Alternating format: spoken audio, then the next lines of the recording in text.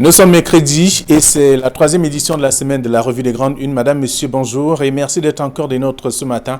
La presse est disponible en kiosque que vous aurez l'occasion de parcourir les journaux et être au parfum de l'actualité. Le journal La Nouvelle Expression parle de tensions à Koundengui, à Yugtabe et compagnie vers une grève. C'est le titre du journal ce matin. Le journal fait savoir que le leader et les autres dirigeants du mouvement séparatiste d'Ambazoni annoncent ce mouvement d'humeur s'ils ne voient pas Mancho BBC et les autres détenus récemment extraits de Koundengui. C'est en page 3 du journal. Le même journal parle également des enfants en détresse. Le rapport alarmiste de l'ONU, Antonio Guterres est donc indigné sur cette cible qui paye bien sûr davantage le lourd tribut des conflits et des guerres qui secouent notamment l'Afrique et notamment le Cameroun. C'est précisément ce que le journal propose ce matin. Et puis on parle des droits humains. L'image de l'armée à rude épreuve, les organisations nationales et internationales dénoncent bien sûr les exactions à répétition imputées aux forces de défense et de sécurité nationale. C'est en page 10 du journal disponible en kiosque ce matin. Et on parle aussi des déviances. Tontine du sexe chez les jeunes, c'est la nouvelle trouvaille bien entendu des adolescents dépravés et même dévergondés sous l'effet notamment des différentes drogues alarmantes aujourd'hui, et c'est ce que le journal propose dans un dossier de la page 5 à la page 6 de ce matin. Et puis le Messager pour sa part parle du Cameroun, vivre ensemble, le malheur du silence face à la période des crises multiformes que traverse le pays. Les autorités laissent donc s'effriter la confiance entre le pouvoir et le peuple. C'est ce qu'on dit en page 3 du journal ce matin. Le même journal parle également du tribunal qui veut dissoudre l'église évangélique du Cameroun, une administration provisoire en inadéquation avec les textes fondateurs. C'est ce que dit le journal en page 9. Le journal s'intéresse également au processus électoral au Cameroun, dans ce que propose Un Monde à Venir, l'intégralité de la lettre ouverte de l'ONG à Paul Biya. C'est dans le numéro disponible ce matin. C'est en page 11. Le journal Le du Ciel qui en kiosque s'intéresse à la politique ce matin et parle bien sûr du FSNC, les têtes du vice-président et de la secrétaire générale réclamées. C'est dans le dossier de la page 2 à la page 3. Le même journal parle également de Moura, deux greffiers déférés à la prison principale. C'est en page 7 du journal Le du Ciel disponible ce matin. Et puis West Echo parle donc de communauté Bangoulap, de la diaspora, le chef supérieur des Bangoulap humilié par la basse en France. À qui le tour? C'est une question également ce matin. Je vous invite à parcourir l'article ce jour, l'article qui est en kiosque. Le journal parle également des chantiers de la Canne à l'ouest Cameroun. Célestine Ketchakoutez prescrit l'accélération des travaux. C'est en page 5 du journal. West Echo, le journal s'intéresse aussi à la crise sociopolitique. L'UDC du docteur Adamou Ndamdjoya prend position et finalement, c'est en page 9 de ce journal disponible en kiosque aujourd'hui. Donc, vous aurez l'occasion de parcourir le journal en question et être au parfum de l'actualité aussi. Le quotidien Le Jour, pour sa part, parle de manifestations dans la diaspora. Le prophète Dundé invite les chefs à réagir à la suite notamment de ces manifestations. C'est ce que le journal propose également ce matin. Et le journal parle aussi du MRC, l'inquiétude sur la santé de Mamadou Mota. C'est à lire dans le journal disponible en kiosque ce matin. Le journal Mutation parle donc de réforme Nalova Lyonga, session de rattrapage. C'est ce que dit le journal à la une de ce numéro ce matin pour comprendre que si c'est ce qui va donc changer dès la rentrée scolaire s'agissant justement du paiement des frais de scolarité et d'examen par voie électronique. C'est ce que le journal propose en page 7. Le journal parle également du brevet des techniciens supérieurs, le vrai faux au scandale. C'est ce que propose le numéro en page 6. D'autres informations sont aussi à lire dans le journal Mutation de ce matin. Européen pour sa part parle de Géovic et puis exploitation minière.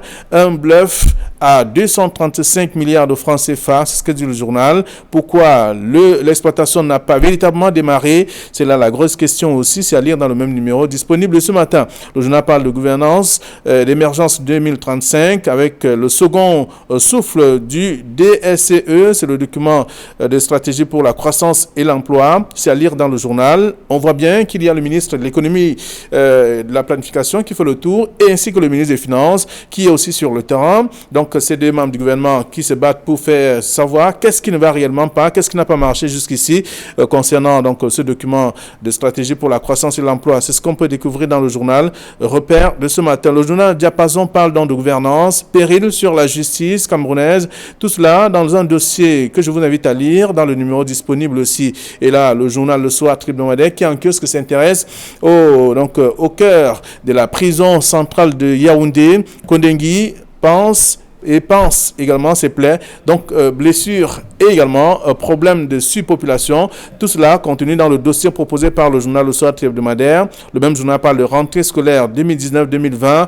Voici la liste donc des établissements interdits de fonctionnement au Cameroun. C'est la liste qui est donc contenue dans le numéro que je vous invite à consulter dans le journal donc Le Soir hebdomadaire de ce matin. Kalara parle justement de la prison centrale de Yaoundé. Comment Laurent Esso a favorisé les meurtres de Kondengui, c'est ce que dit le journal. Les risques d'embrasement identifiés depuis 2015, toutes les situations préconisées rangées dans les tiroirs, et tout cela dans le journal, tout un dossier en tout cas à faire, à lire également ce matin dans le journal Kalara, le journal qui est disponible en kiosque, qui s'intéresse également à autre sujet. Et puis Cameroun Tribune parle donc de grands projets, la Sanaga en effervescence, c'est ce que propose le numéro ce matin. D'autres actualités également à découvrir dans le journal. Et puis le quotidien de l'économie pour terminer parle donc d'énergie, 10 000 zones rurales sans électricité depuis l'indépendance.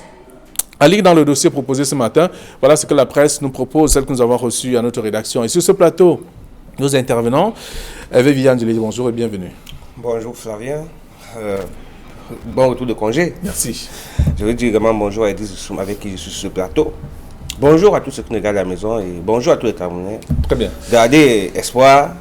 C'est vrai que c'est dur, mais bon. Tant qu'il y a vie, il y a espoir. Edith Soum, bonjour et bienvenue. Bonjour à tous les téléspectateurs, bonjour à toi. Et un bonjour triste ce matin, Flavien, un bonjour très triste. Parce que je vous assure, ce n'est pas du tout gai d'habiter Niala, Yassa en ce moment. Ce n'est pas du tout gai pour ceux qui prennent la nationale numéro 3.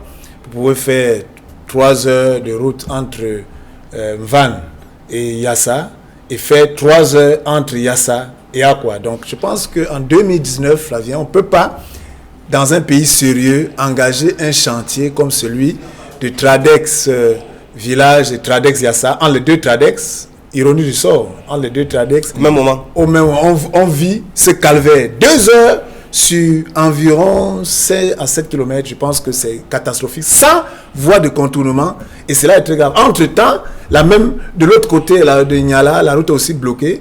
Cette voie secondaire, qui est la voie de contournement qui a été faite au niveau de Niala Rail, et jusqu'au niveau de l'axe Lou-Niala boulevard, a été très mal fait, de telle sorte qu'aujourd'hui, franchement, j'espère simplement que ce chantier, les amis des Arabes Contractors qui font la bretelle Niala Rail et Château Niala vont après arranger cette bretelle du quartier qui permet aujourd'hui aux voitures, parce que je vous assure que cette route est inexploitable et il ne faudrait pas qu'on l'abandonne, parce qu'on sait comment ça se fait. Lorsque ils livreront le chantier, ils abandonneront la route de contournement en oubliant que demain on reviendra sur cette même route. Donc vraiment, nous vivons un calvaire, nous là qui devons traverser. Imaginez ceux qui doivent quitter Yassa pour venir au travail, faire 2 heures en route, il faut quitter à 5 heures du matin pour venir travailler à Bonandio ou à Bonapiso à Akwa. Ce n'est pas du tout gai et les gens se plaignent, c'est comme si on criait et la caravane ne faisait que passer. Comme si on versait de l'eau sur le dos du canard.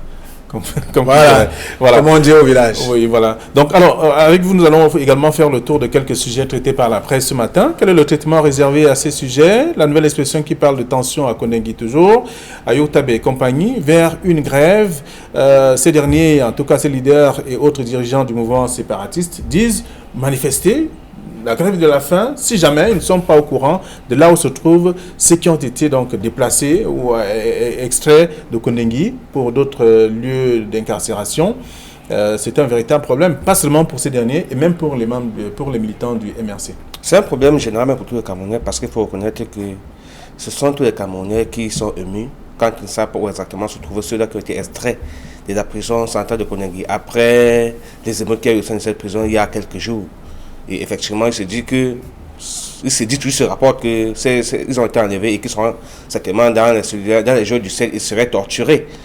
Vous avez vu certainement que à la une du quotidien du jour, on vous dit que Mamadou Mokhtar, premier vice-président du MSC, serait dans des conditions de santé déplorables.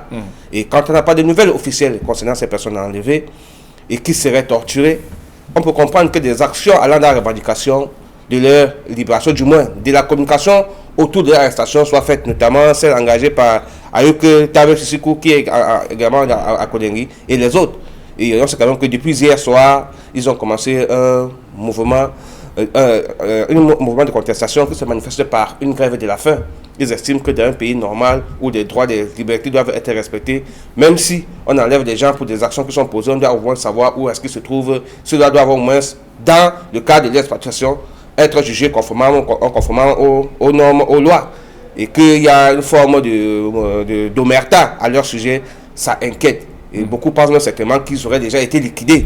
Comprenez l'expression dans le jargon militaire.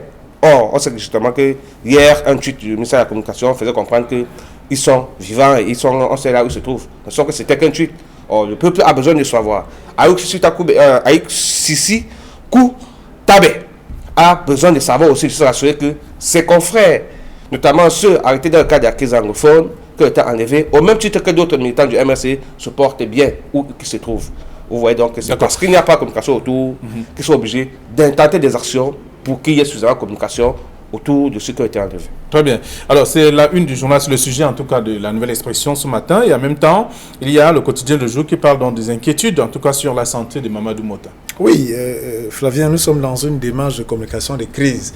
Et vous savez que c'est la faiblesse de notre régime et c'est aussi un signe toujours de l'incompétence. On va dire tout ce qu'on va dire.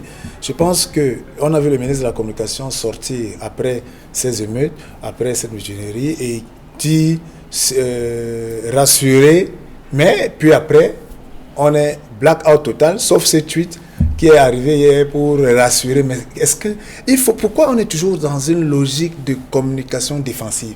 Pourquoi on est toujours dans une logique de réaction? Comment on est dans une gouvernance qui ne sait pas anticiper? Et c'est la raison pour laquelle quand vous voyez l'hebdomadaire Kalara qui titre et qui vous dit que les problèmes de cette prison depuis 2015 avaient été identifiés et tout est resté en lettres mortes, ça vous renvoie, ça nous démontre que nous sommes face à un gouvernement d'une incompétence incroyable. Et tous les jours, en Mondovision, cela se voit et personne ne dit moi et les gens regardent et les gens et entre-temps il y a les dégâts et cela quand la nouvelle expression met à la une en parlant de cette grève de la faim engagée par Ayouk Tabe, mais c'est une continuité logique parce que ceux-là qui se sont retrouvés dans le cadre de cette crise nord-ouest et sud-ouest en prison sont solidaires, ce qui est normal, c'est le même combat. Et maintenant, les militants du MSC qui sont arrivés, c'est avec dans les conditions troubles telles qu'on sait, et se sont alliés à ceux-là, dans cette promiscuité qui ne dit pas son nom, ne peut que être une nouvelle force. Parce que c'est engagé, la grève de la faim, c'est mettre en mal le mécanisme de gouvernance de cette prison, qui, une fois de plus, va être relevé comme faiblesse dans la gouvernance. Parce qu'un gouvernement qui ne sait pas anticiper, un gouvernement qui est toujours en train de subir, qui veut toujours justifier, qui est toujours comme surpris de ce qui arrive. Vous enlevez les gens, vous dites qu'ils ont créé une émeute. On est d'accord, mais dites où ils sont, mais ce n'est pas possible.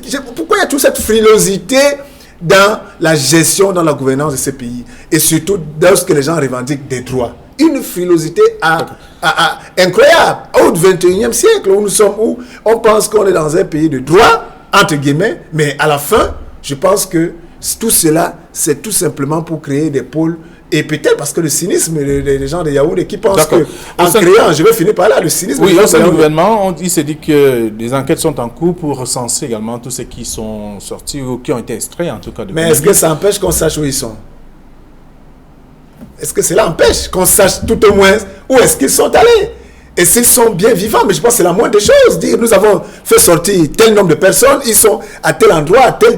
Vraiment, c'est la moindre des choses. Moi, je ne sais pas, c'est que si en le sachant, ça va créer une nouvelle émeute ou bien je ne sais pas de quoi il s'agit. Non, et même Fabien, le plus compliqué dans cette histoire, c'est qui est incompréhensible, c'est que les avocats des personnes indiquées se plaignent de ne pas pouvoir entrer en contact avec eux depuis qu'ils ont été enlevés. Du moins, jusqu'à hier encore, cette plainte était encore au goût du jour. Et ce n'est pas normal. Même un condamné à mort, pendant qu'il est encore vivant, doit un certain traitement. Même il a droit également. Il a droit à certains besoins qu'on doit accomplir, soit parce qu'il est condamné à mort qu'il perd sa qualité d'homme. Et il y a plus forte raison des personnes qui ont été enlevées à la prison de Koningui dans le cadre du numérique. Et quand on essaie de voir, s'il faut penser une plaie, comme je disais là, une heure du soir hebdomadaire, là, s'il s'agit de Koningui qui pense, s'il faut penser une plaie, pense ses plaies. Bien sûr, il faut penser une plaie. Il ne faudrait pas seulement utiliser des effets placebo pour donner l'impression que nous sommes en train de guérir un mal alors qu'en fait, on n'est pas en train de le guérir. Il faut justement prendre des mesures allant dans le sens du traitement terminal jusqu'à la phase terminale d'une maladie. Mais quand c'est que le problème ne date pas d'aujourd'hui, on l'a souvent longtemps décrié et qu'on n'a rien fait, du moins, on n'a rien fait pour améliorer les conditions des détenus. Parce qu'en fait, quand on essaie d'observer, d'apprécier le régime dans lequel nous nous trouvons, on se rend compte qu'au lieu de favoriser la liberté, on est plutôt dans un régime qui est en train de punir. Or, quand on sait chez nous que punir et rien que punir, et même quel type de punition? Il y a des punitions qui vont dans le sens de la correction. Mais généralement, quand vous mettez en prison au Cameroun, on a l'impression qu'on ne veut même pas de vous resocialiser après. Parce que les conditions dans lesquelles vous vous trouvez, on veut vous abattre, on veut vous tuer. En fait, des témoignages venant des prisonniers qu'on a libérés ces derniers jours, font état de ce que quand vous ressortez, vous ne pouvez pas entrer dans cette prison et sortir sain. Au contraire, c'est quand vous avez un peu d'argent, vous pouvez on peut vous prendre en charge. Et quand on sait qu'à la majorité camerounais, du moins ceux qui n'ont pas les moyens, comme les prisonniers VIP, qui bénéficient des traitements de faveur, d'un environnement un peu mieux enseigné que les autres, vous comprenez que vous êtes voués à la mort. Ok. Alors, donc, le titre de la nouvelle expression ce matin va en droite ligne, en tout cas avec celui du quotidien Le Jour, qui évoque aussi donc, les inquiétudes sur la santé de Mamadou Mota.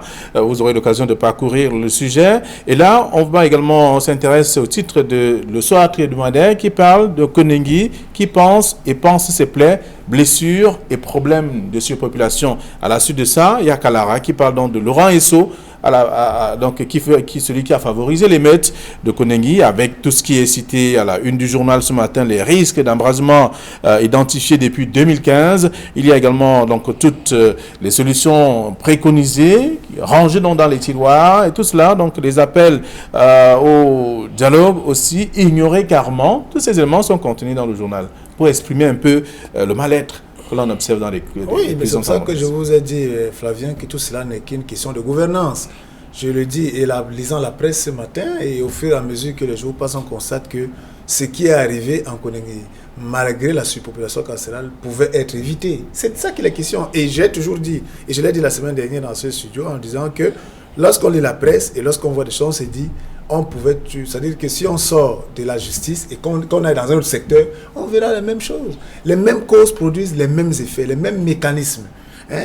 Des gens sont toujours là à trouver des boucs émissaires. Voilà un régime où il y a toujours des boucs émissaires. Où on va vous dire, nous avons fait un rapport, nous avons déposé à la présidente, on attend que la présidente réagisse, ça dort à la présidente. Mais finalement, on est ministre attentiste, ou bien on est ministre, le président a dit, ou bien le président, on attend le président. Non, il faut que les gens arrêtent. Et entre-temps, ces mêmes gens qui sont assis dans les salons et trouvent que le président est déjà assez vieux, le président vraiment, il faut penser à l'après-président. Ces mêmes gens, en privé. Mais lorsqu'ils viennent devant, ils disent, oui, le chef de l'État, on attend, ils font cette hypocrisie de nos gouvernants, de ces ministres du RDPC. Il faut que ça cesse. Parce qu'il faut que les gens le sachent. C'est-à-dire que c'est tout ce monde, en privé, prépare l'après, président Biya, et en public, donne l'impression que non, on fait les trucs, on fait les mémos, ça arrive à la présidence, on ne réagit pas, pour masquer l'incompétence de ce qui se passe. Voilà un rapport en 2015, tel que le journal Kala le dit, qui a présenté l'état de la prison, les problèmes, et qui a été accompagné des solutions. 4 ans plus tard, même un point, virgule, même une virgule n'a pas été. Mais c'est pas sérieux. Ce n'est pas sérieux du tout. On va maintenant vous sortir les raisons. On va vous dire qu'il y a eu la crise du nord-ouest et du sud-ouest. Bouc émissaire. On va vous dire qu'il y a eu Boko Haram. Bouc émissaire. On va vous dire que la situation économique. C'est ça qui est la question. On va commencer à vous citer alors qu'on était face à une situation critique lorsque ce rapport de 2015 est arrivé.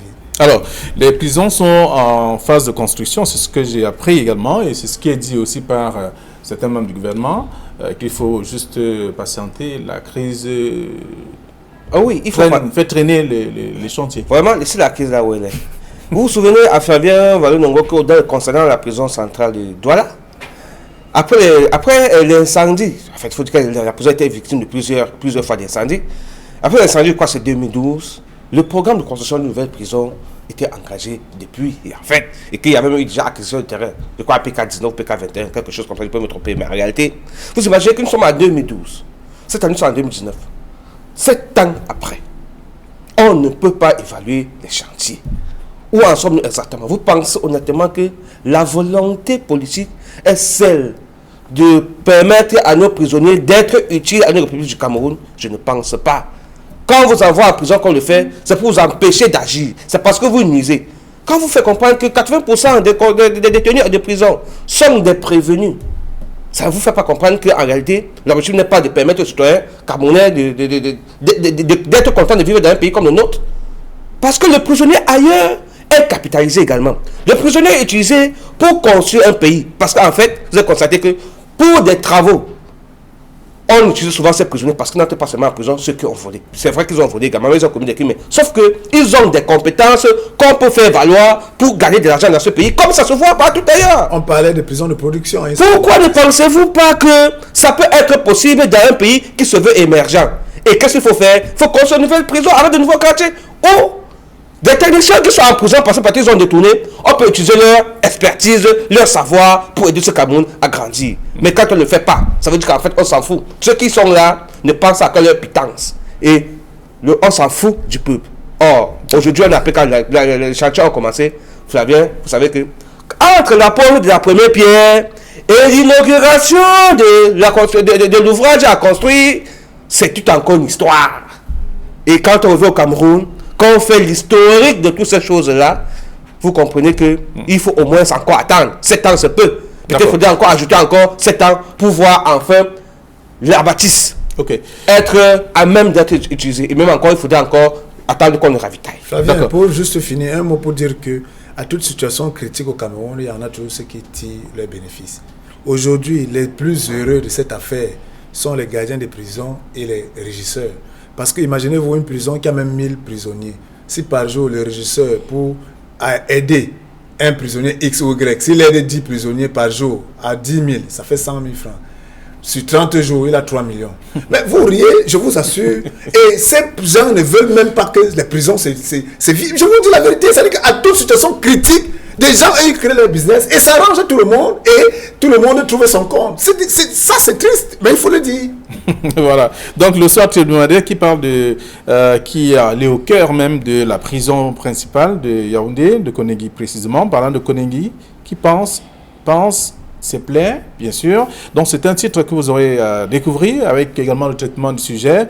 Et aussi, Kalara qui revient également et fait savoir comment ESSO a favorisé les meutes de Koningui avec un rappel des mémoires, des dates précises aussi de ce qui a déjà été fait jusque-là. Mais sur le terrain, pas grand-chose à vivre, à mettre sous la dent. Alors, ce sont des sujets à lire dans la presse. Le Messager fait donc le tour de plusieurs crises sociales qui secouent d'ailleurs le Cameroun, parle de vivre ensemble, le malheur du silence.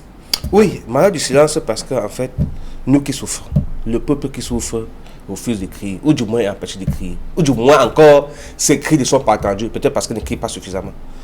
Au nom de vivre ensemble, parce qu'on ne voudrait pas que le Cameroun bascule dans le mauvais sens, les contestations ne sont pas suffisamment faites. On se retrouve dans notre petit coin, on dit ça va mal, ça va même au moment de revendiquer, on est incapable de revendiquer. Mais on peut comprendre pourquoi. Parce que chaque fois qu'on a commencé à revendiquer dans ce pays, on a vu ce qui s'est passé. Après 91, on a vu 2008, les émeutes de la faim, des gens qui ont fait que descendre dans la rue pour estimer que non, on en avait ras le bol, il faut que ça change. Rien, on a vu comment on a maté des gens, on a sorti des armes pour tirer sur les Camerounais. On en a arrêté plusieurs qu'on a mis en prison finalement, qui ont cassé des mois après, tout simplement parce qu'ils ont revendiqué. Aujourd'hui encore, le même malaise, il est profond. Il faut constater effectivement que les Camerounais ne peuvent pas descendre dans la rue pour manifester à nouveau. Parce qu'il y a un régime devenu très très répressif. On se pose la question de savoir si on a peur de ceux qui nous gouvernent. Alors que selon le processus démocratique engagé au Cameroun, c'est nous qui les choisissons. est-ce qu'effectivement, on pourra encore penser que ceux-là sont là pour nos désirs? Est-ce qu'ils sont là pour résoudre nos problèmes? C'est pourquoi on peut comprendre le vivre ensemble qui était le malheur du silence aujourd'hui. Parce qu'en fait, le Camerounais souffre dans sa chair, il souffre dans ses os. Et ceux qui sont là nous regardent, ils s'empiffrent, ils se remplissent les poches avec notre argent. Et chaque fois qu'on va lever le ton, ils vont utiliser les appareils précis qu'on paie avec nos impôts pour pouvoir nous mater. En fait, c'est de ça qu'il s'agit. Oui, Idriss Lissom, le titre de Le Messager ce matin exprime un peu ce qui ne va véritablement pas au Cameroun. Même si on sait quand même que depuis quelque temps on parle du vivre ensemble, mais il y a certains qui restent tout à fait silencieux sur les dérives enregistrées. Je suis un peu amusé. Vous voyez, quand je vois le titre du Messager, Vivre ensemble, le malheur du silence, je pense qu'ici le silence n'est pas le silence du peuple. Le silence est, entre guillemets, semblant de silence de nos dirigeants. Parce que le peuple n'a pas un problème de vivre ensemble. Flavien, vraiment, je ne sais pas d'où vous venez là, si vous vivez mal avec votre voisin. Quel que soit le bord du Cameroun, qu'on prendra de Kousséré jusqu'à Bakassi, je vous assure. Est-ce que ceux-là qui ont épousé, mon frère du Nord, qui a épousé une fille de l'Ouest, se pose la question, ou chez nous, les Bassa, on dit les Nyandom, moi j'ai les Nyandom qui sont du Sud-Ouest et du Nord-Ouest, j'ai les Nyandom qui sont du Nord et tout ça. Donc, on va nous apprendre de vivre ensemble. Le vivre ensemble est un concept politique pour encore frapper les Camerounais. Parce qu'aujourd'hui, vous voyez, les gens ont décidé de créer un concept où on va sortir de l'argent. Vous voyez, on commence une tournée, on vous dit que les gens, cette élite, c'est l'élite qui parle du vivre ensemble, l'élite. Alors que le peuple, lui, veut manger, qu'on mange ensemble. Et il parle de vivre ensemble. Nous, on vit ensemble, les populations vivent ensemble depuis longtemps. On partage les repas ensemble. Mais je vous dis que nous vivons ensemble. Je ne sais pas qui vit.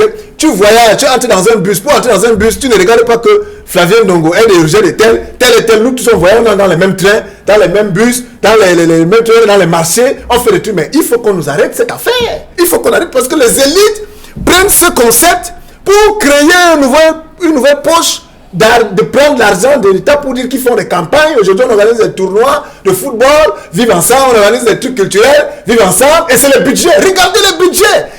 Aujourd'hui, on nous parle d'une caravane qui va faire le tour des 10 régions où c'est la même élite qui a des positions. C'est-à-dire, ce n'est pas les Camerounais lambda qui souffrent. On a oublié les vrais problèmes que nous avons. On n'a pas de route, on fait 3 heures pour sortir de Douala, on a les vrais problèmes, personne ne parle, on nous met maintenant tout le truc, le vivre ensemble. Vraiment, le silence là doit être assourdissant par le peuple. Parce que moi je pense que le vrai vivre ensemble, on ne peut évoquer le vivre ensemble lorsqu'on n'arrive même pas à manger, lorsqu'on n'arrive même pas à se soigner, lorsqu'on n'arrive même pas, Fabien, à voir l'élite venir défendre les vrais problèmes que nous avons. Mais l'élite vient nous dire, vivons ensemble. Il met une grosse Prado, il vient faire des discours, comme à l'époque où il faisait la politique pour nous dire que non, il faut suivre les gens. Il faut qu'on arrête ces concepts politiques qui n'ont rien à voir avec la réalité et qui nous font sortir des problèmes de tous les jours que nous avons. Donc le silence, le malheur du silence ici, c'est le malheur du silence de la présidence de la République vers qui on attend les postures. Quand vous voyez le titre du Messager, on attend que la présidence de la République prenne cette chose. C'est pour ça que je vous dis que c'est un concept politique pour nous distraire. Parce que qui devait prendre cette chose en main, les problèmes de Cameroun en main, c'est la présidence devait bouger. Mais est-ce que le président va bouger? S'il a des ministres qui sont incompétents, qui sont là pour plutôt faire les micmacs, les calculs, comme il est partant, on ne le sait pas, mais parce qu'on sait que pour qu'il se positionne, on est dans un engrenage où les gens mettent des concepts pour qu'on oublie les vrais problèmes. Et dans ces concepts, ils continuent à piller l'argent du pays. Et nous continuerons à souffrir. Je vous ai dit, on se réveillera un matin où, ensemble, on n'aura que les yeux pour pleurer. Donc, on peut lire le titre du quotidien Le Messager ce matin parlant du vivre ensemble, le malheur du silence. Donc, face à la période des crises multiformes que traverse le Cameroun, on voit bien que les autorités laissent s'effriter donc la confiance entre le pouvoir et bien sûr le peuple. Donc, on peut lire en page 3 du journal. Alors, autre sujet qui va sans doute vous faire sourire quand même si ça va faire mal en même temps, c'est la nouvelle expression qui parle de déviance, tontine du sexe chez les jeunes. Guy Hervé, c'est votre journal qui a parlé de ça. Hervé Villa, pardon. Bon, Hervé en cache un autre. C'est pratiquement tout un dossier. dossier. On profite pour dire bonjour à Guy Hervé, qui nous suit certainement ce matin. Oui, c'est un dossier parce qu'en fait, vous savez, chacun a sa part de responsabilité dans la construction d'une nation. Et on a tout fait de parler de la jeunesse camerounaise comme faire de la nation. C'est vrai qu'elle le fait, mais ce faire est en perdition et a besoin d'encadrement. A besoin d'encadrement, et certainement qu'à ce niveau-là, beaucoup ont échoué dans l'encadrement de la jeunesse camerounaise parce qu'en fait, les intérêts sont plutôt ailleurs, notamment celui de la quête pour l'argent. Aujourd'hui, on a constaté que les jeunes, effectivement, la dépravation des mœurs a atteint un seuil inquiétant. C'est pourquoi nous sommes revenus sur ce dossier de la tontine de sexe. C'est par hasard, lors d'une discussion comme ça, qu'on apprend autour des jeunes qu'il y a une tontine de sexe, c'est-à-dire que des jeunes qui se rassemblent et organisent des parties. Où ils se retrouvent pour boire des bières, pour fumer un peu du chicha, et après, ce qui se passe autour, c'est le sexe qui est consommé à toutes les positions, comme vous avez lu dans le journal. Donc, on a fait une descente dans plusieurs milieux. Dans les points chauds. Pour discuter avec plus de jeunes. Pour d'abord savoir que pour se rendre compte, effectivement, que ce n'est pas un phénomène d'aujourd'hui. Et qui le fait? Le plus inquiétant, c'est l'âge des jeunes qui le font, Flavien. 14 ans jusqu'à 18 ans. Ce sont des jeunes, ce ne sont pas des vieux. Vous imaginez donc le sexe qui était tabou. Le sexe qui est jusqu'à aujourd'hui la chose la plus chère, intime qu'un individu a, qu'on doit sauvegarder, non seulement parce que ça nous permet de procréer, mais parce que c'est le chemin pour plusieurs autres maladies. On devait se préserver. Non, au contraire, c'est devenu une phase de jeu. Donc, c'est pourquoi on attire l'attention des parents, de tout le monde, et même de ces jeunes à travers le dossier qui a été fait dans la nouvelle expression, pour qu'on essaie d'être assez vigilants. Et je suis sûr que c'est avec la complicité de tous ceux qui nous gouvernent encore, parce que les espaces qui sont loués, où se déroulent ces choses-là, sont faits au-dessus de tous. Jusqu'à présent, rien n'est fait. Alors, lorsqu'on lit le dossier de la nouvelle expression ce matin, Idriss Lissom, il y a quand même une phrase que je vais lire ici. Mon réveil, je me suis rendu compte que j'avais eu des rapports avec 6 garçons. C'est une fille qui parle, de toute façon, qui a été interrogée par... Flavien Ndongo. C'est quand même horrible, non? Flavien Ndongo, c'est horrible dans les lycées et collèges. Flavien Ndongo, je vous assure, la nouvelle expression, ce dossier, il faut que les téléspectateurs aillent le lire et les parents pour qu'ils comprennent que la situation est critique. Voilà le modus operandi. Comment ça se passe dans nos lycées et collèges aujourd'hui? Des jeunes garçons, il y a toujours des leaders. Et il y a des réseaux de transmission et de vente de ce qu'on appelle le tramol. Et je vous assure qu'il y a même des moments où la presse a évoqué cette affaire, que le tramol n'est pas seulement utilisé par les mototaximens, mais il est utilisé déjà dans nos lycées et collèges. Alors, ces leaders, petits brigands, qui infiltrent le groupe dans les lycées et collèges, lorsque une jeune camarade de classe les intéresse et qu'ils font la cour et que ça ne marche pas, mettent ce tramol, ce comprimé dans de l'eau à boire ou bien dans les jus et aguichent la jeune fille et leur fait partager cela. Ça, je vous parle de témoignages de ces jeunes, comment ils vous le disent. Et celui-là vous dit que lui-même est devenu, et il a déjà de l'addiction, ne peut plus s'en séparer parce que son camarade l'a poussé à dire, mais non, quand il faut apprendre, il faut prendre ça, ça va te faire. Et après, finalement, il ne peut plus s'en passer. Après, maintenant, ils utilisent ça pour droguer les camarades de classe et faire des partous. Mais je vous assure, et finalement, ça quitte de l'école comme méthode pour faire du mal à leurs camarades de classe. Et je vous assure, les partous là, ça se fait fille-garçon et ça se fait garçon-garçon et fille-fille. Ça, c'est ce qui est terrifiant. Et il y a même des chefs d'établissement qui sont au courant de ça et qui n'en parlent pas même dans l'association des parents d'élèves. Je vous dis que la situation est critique. Alors, lorsque vous voyez cette jeune fille qui vous dit là, c'est une victime qui s'est retrouvée comme ça dans cette opération, violée par 6 personnes parce qu'on lui a donné de l'eau à boire qui était droguée et elle a perdu connaissance quand elle s'est... Et il y en a. Alors donc il faut attirer l'attention. L'attention que la nouvelle expression fait aujourd'hui pour dire aux parents, s'il vous plaît, je vous assure que la situation est grave. Et l'accessibilité, vous savez que chaque réveil a sa médaille. Alors, chaque médaille a son réveil, j'allais dire. Regardez l'arrivée des smartphones. Il y a toujours la bonne utilisation et la mauvaise. Vous vous souvenez quand Internet est arrivé, les premières personnes à maîtriser Internet dans le pays ici, c'était les femmes parce que vous voulez aller en Europe. Avec le mécanisme de position avec les plans. C'est les premiers qui s'assaient dans le cyber. On connaît ça parce que voilà l'utilisation d'Internet de manière négative avec cette cyberprostitution. Regardons aujourd'hui avec les smartphones, c'est autre chose. C'est toujours le réveil de la médaille. Alors, avec les chaînes de télé qui contribuent c'est-à-dire à perdre nos enfants sur le plan de la moralité. Dépravation de mœurs parce que ces chaînes de télé avec les dessins animés font l'encouragement de l'homosexualité. Il faut seulement regarder les mangas, les t-shirts. Je vous assure, regardez, vous ne pouvez pas voir deux dessins animés sans qu'on fasse la promotion de l'homosexualité aux enfants.